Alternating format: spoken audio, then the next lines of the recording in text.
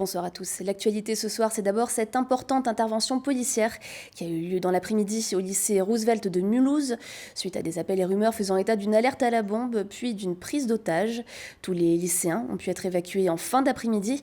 Il s'agissait a priori d'une fausse alerte et à l'heure où nous enregistrons, les policiers procédaient aux dernières vérifications.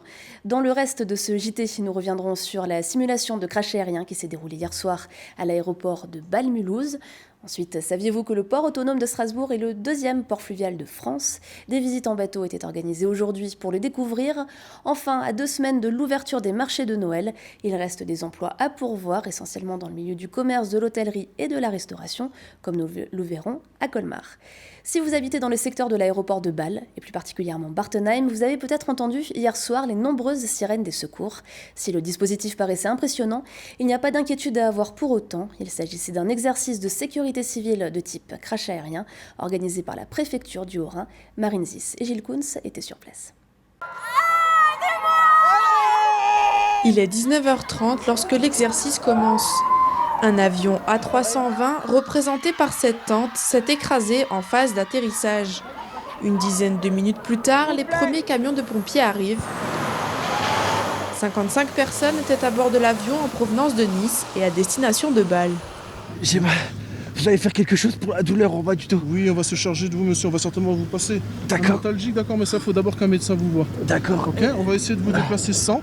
L'urgence ne va pas forcément être d'évacuer tout de suite les victimes, puisque les hôpitaux vont être débordés. Donc il faut d'abord que tous les moyens s'organisent pour accueillir ces victimes-là.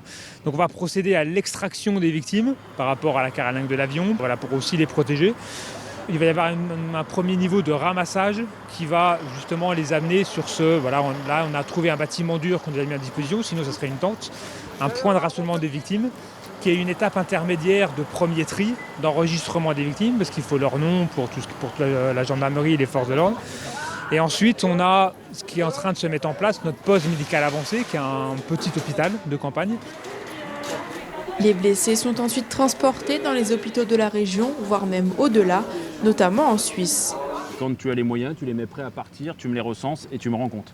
Ok, Voilà. je Les te deux trouve où je suis là sur la 622. Ok, sur la 622, parfait. Ok. Et les FPT, je les engage ou pas alors? Le FPT, non, laisse-les en attente, je vais faire le point Les en avance deux si on a FPT. besoin. Ouais. Donc Ok, pour l'instant, reçu. ils attendent, les deux FPT. Je transmets ça au 674 Ouais, au CRM. c'est bon. Ok, c'est très bien.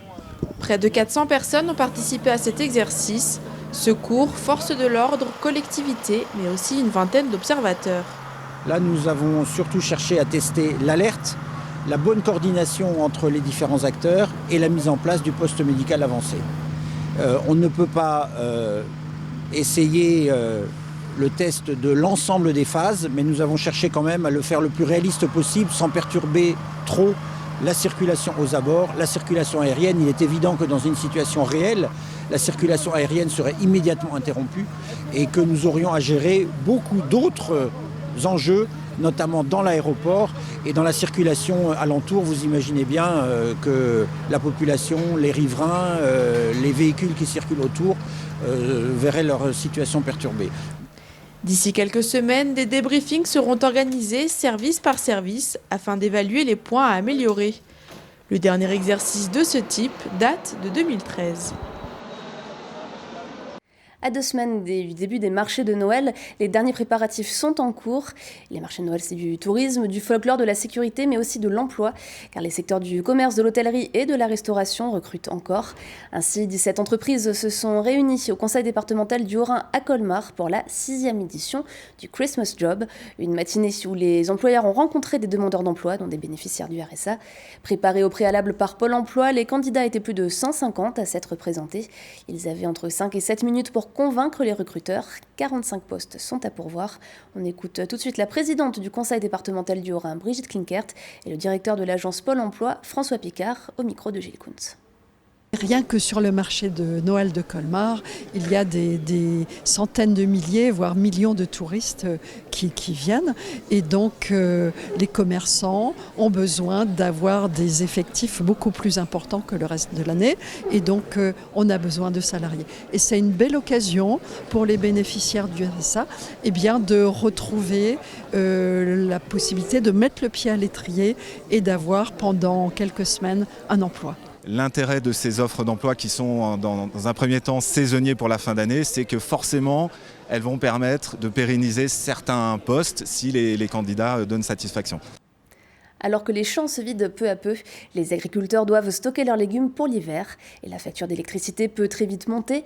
Alors la Chambre d'agriculture propose des visites de conseillers pour aider au mieux les agriculteurs à adapter leurs exploitations. Plus d'explications avec Camille Roland. Salut Roland, ça va? Ça va bien? Ouais, c'est bien. Je passais juste comme ça, on avait dit, on va regarder le nouveau bâtiment de stockage. Ouais, c'était bien, ouais. C'est une visite de routine pour Denis Young. Ce conseiller de Planète Légumes est déjà venu plusieurs fois chez Roland Schweitz, producteur de pommes de terre à Dutlenheim. Aujourd'hui, il constate les avancées de son projet de construction d'un bâtiment de stockage et lui apporte des conseils pour réduire sa consommation d'énergie. Il ne fait pas trop chaud dehors, donc on peut se permettre d'ouvrir un petit quart d'heure, quoi. Oui, voilà, en plus la journée, ça ramène de l'air aussi humide. Voilà. Ça évite aux pommes de terre de dessécher. Voilà. Et c'est gratuit aussi, l'air frais extérieur. Voilà, donc là il y a le groupe froid. Sur ce bâtiment-là, déjà il y a ce groupe spécial avec le moteur variateur de fréquence. Donc ça c'est 40% d'économie d'énergie. Après il y a beaucoup d'autres solutions. Il y a la prise d'air extérieur qui est là. Donc ça permet de prendre de l'air quand l'air est assez froid à l'extérieur. L'air va être aspiré ici.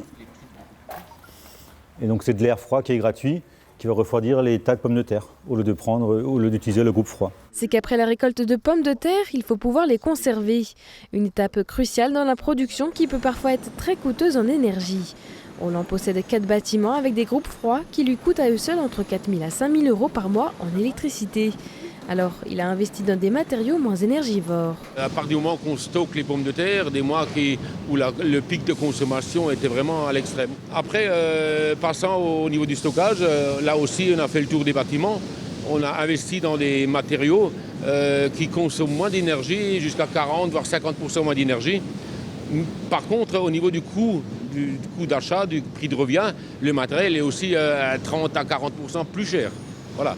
Donc on essaie d'être présent sur toutes les nouvelles technologies. En fait.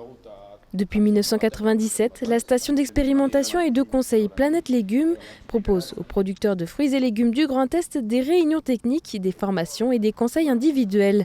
Le but, les aider dans le développement de leur structure. Le problème principal, c'est que le coût de l'énergie augmente tous les ans quasiment. Et par contre, le prix de la pomme de terre, lui, est très volatile. Il peut varier de 1 à 7 en fonction des années. Et donc l'investissement se faisant sur 20-30 ans, il faut être sûr de pouvoir vendre et stocker sa pomme de terre le plus longtemps possible pour lisser les prix et compenser ces hausses du prix d'énergie. Donc une des solutions, c'est justement faire des économies d'énergie. Et l'équation ne laisse pas trop de marge de manœuvre. Les patates doivent être conservées bien au frais pendant 6 à 9 mois à une température bien précise. En dessous de 10 degrés, la pomme de terre se fragilise et au-dessus de 15 degrés, la consommation d'énergie est trop importante. Alors Roland Schweitz prête aussi une grande attention au temps. Il surveille avec attention sa petite station météo installée au fond du jardin. On peut anticiper, voilà, si on sait que la nuit est fraîche, avec aussi, ici on a 78% d'humidité, le matin on est à 97%. Donc avec ça, on peut bien aérer et ventiler les pommes de terre pendant plus d'heures. Des économies sont donc possibles tout au long du cycle de production, de la plantation au conditionnement, une manière pour les producteurs de rentabiliser leur activité. C'est un lieu gigantesque et pourtant méconnu des Alsaciens. Il s'agit du port autonome de Strasbourg. Il avait organisé des journées portes ouvertes lors des journées du patrimoine avec un franc succès, suffisamment pour renouveler l'expérience aujourd'hui avec 4 visites exceptionnelles en bateau de ce port où transitent près de 6 millions de tonnes de marchandises par an. Romain Hirt a pris place à bord.